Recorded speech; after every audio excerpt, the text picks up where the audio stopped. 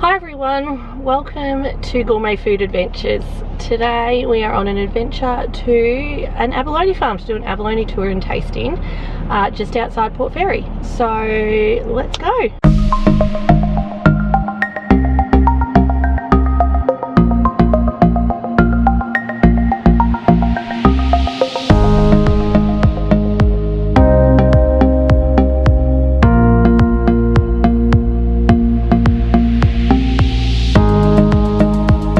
Welcome to Southern Ocean Mariculture, better known as Ocean Road Abalone. This is Harley. He's the grow-out manager and an awesome tour guide. His knowledge of the facility and the abalone industry was second to none. If any of our group had a question, he knew the answer. Southern Ocean Mariculture started out in April 1996 with the establishment of the farm, building of the pump house, pipelines, hatchery, nursery and grow-out tanks. The farm's first spawning of abalone was in early 1997.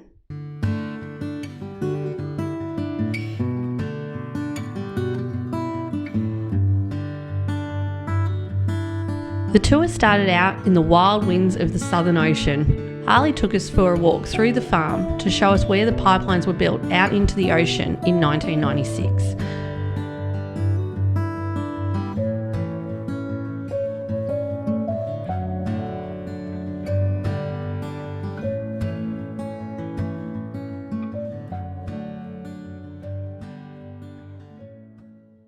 We then went and had a look at the pump shed. The pump shed is where the pipelines run into and provides all the water for the abalone farm.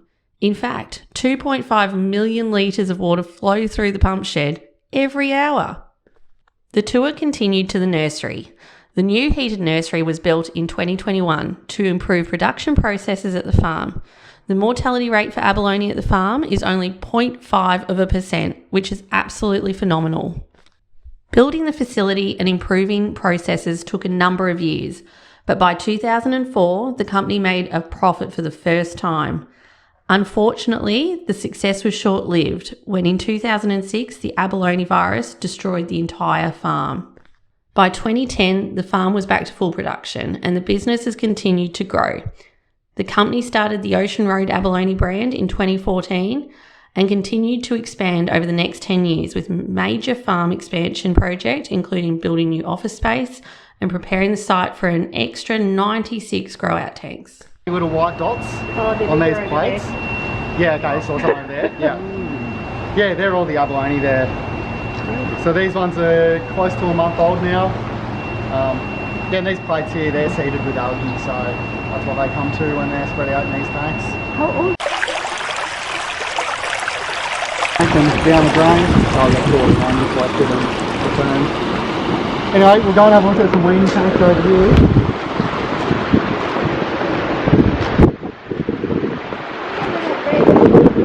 They're builders, sand builders. Oh, okay, yep. Your basic swimming pool. Yep. They just transfer. So we've got a few different cohorts here. So we're spawning them twice a year now. The ones in the warm shed we were just in, they were born between a month and only 2 weeks ago, so they're basically as fresh as they come. These ones here were spawned in April, and they're currently living on here. Do feel free to come around and grab a photo. Yeah, so they're what, about 7 months old or so. So this little dot right in the middle there, that's the oldest part of the shell, and they keep sort of spiralling around. Oh yeah, it's right. So this edge here where it's really sharp, that's a growing edge. Here's here its little breathing holes. There's its little foot, head tucked in under there. Yeah, well, it definitely looks like an abalone at this stage. So. Yeah. Oh, so they're moving around to avoid the light. Oh, wow. So we'll get these in. So these here are our 23 winter year class.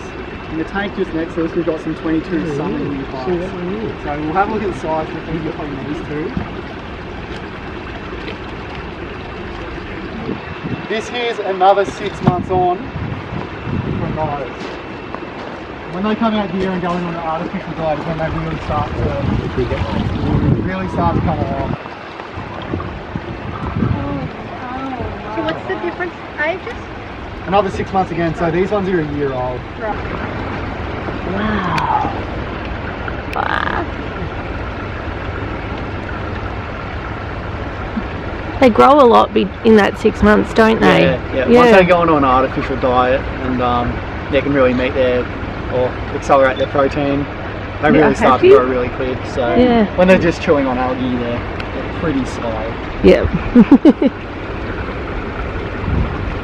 Yeah, it's actually quite a big part of it. Like any genetic program, you know, whether it's cattle or whatever, horses, whatever it is, it's got a lot to do with how quickly you can get things growing. So, Well, that's where your money is, isn't it? well, the quicker we can get them through to 2 years, the better. So, a bit over 2 years, but with that heated water in the nursery, it's really not 6 months off the growth cycle. It's been really That's good. incredible, isn't it? It has, yeah. It's been a bit lucky. We had a few good wins here. Had a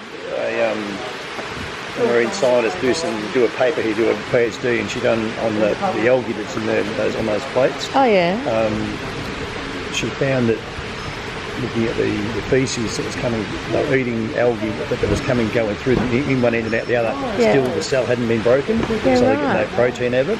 So they weren't actually consuming They were eating it, but it was going straight through, and they get no value out of it. So she developed this thin-skinned algae, which is the one we're using now, called Abella, which is a thin skin, breaks easy, so the little fellas are able to break it down. And therefore they grow quicker. Yeah, so we had got sort of a 2 year start on that technology before she produced her paper, so that was great for us. We had a 2 year head start. Yeah, wow. A few little things like that were really good. It's important. Does it take much to move them from tank to tank? Over the summer, yes. No, over the summer they don't move much around. They don't move them around much until it cools down a bit. But over the summer they use basically just salt, Epsom salts, sprinkle it around, and it doesn't put them to sleep, but it relaxes them. Yeah. And it's quite natural, so it's not a drama. So if you spread that through there, they'd all get loose and sleepy. You can actually just use a broom and sweep them into a pile and shovel them up. Yep. So it takes a lot of work out of it. Whereas over the summer when the water's warm, they stress a bit with that, so we don't use it then. So at this size, someone we will hold on to for a bit longer though, grow them up, and some of our customers like they're pretty big ones. How do you assess which ones you send to market now versus which ones you keep? Basically depending what year class they are, what the average size in the tank is, and then from there I'll decide if I want to harvest them for live or save them for a cannery. So they're trying to grab onto each other. Trying to do a little sit up. Where are their eyes off?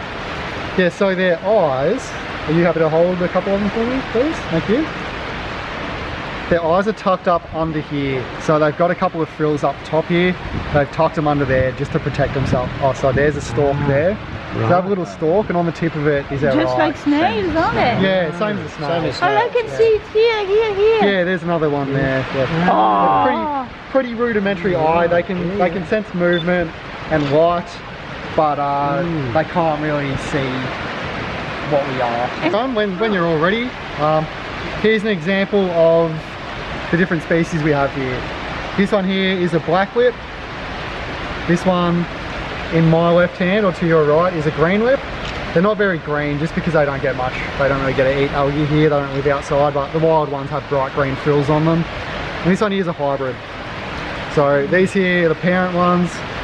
We basically breed a hybrid for behavioural reasons and for growth and for like stability. Hybrids are always a little bit stronger than purebreds are.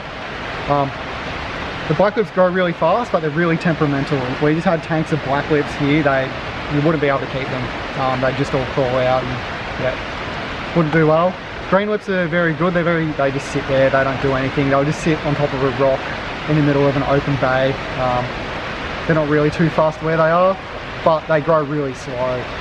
So going for a hybrid gives us the best of both worlds, and Abdat's got pretty good behavioural behaviour, but grows pretty quick as well. So basically the main difference that you'll see on this side is colour, really. So you got the black lip, you got the green lip, and the hybrids, they'll take on a stripe colour from both of them. That's why we call them a tiger hybrid or tiger abalone. How old are those ones? These ones are... This one would probably be 9 years old maybe. This one's getting pretty old. And we'll also be able to see some other differences on this side. So... I can hold it if you want. Yeah, you happy to hold that one there? Yeah. Thank you. This here's a green lip. The paws on top are very shallow. You can run it smooth, it's all smooth along there. Shell colour's a lot lighter as well. On the black lip, the breathing vents are more like volcanoes on it, so very rough. And the hybrids in between. So that's another way to tell the difference between the two.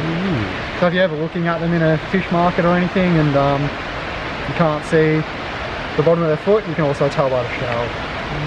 This edge here, that's all it's going at. If it's white, it's a male. So up the back here where it's dark, that's its liver. All down here, that's all gonad. Yeah. This one here, probably a female, but it's kind of hard to tell with some of them. So you can see here, the females are normally a bright purple, but this one's pretty old. The foot's, all the mantle in there is getting a little bit cloudy. In 2020, the company installed a live holding tank for canning and live shipment.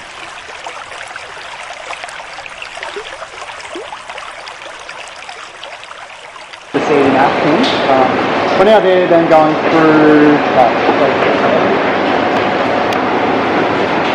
There we go. We'll judge me there, we'll weigh them up to 4.5 kilos and basically we'll send that out to market for sale. So each one of these puddles we can set them there, whatever size you want them to be. So anything from 30 grams up to 200 grams plus. Hang it right there, sit in the live holding tanks and they'll stay there for a week or so just to condition back up, then they'll be ready to go out to domestic sales for our line. So mainly big market, there's a seafood wholesale in Melbourne, and then just to what our product down to all restaurants and fish sales.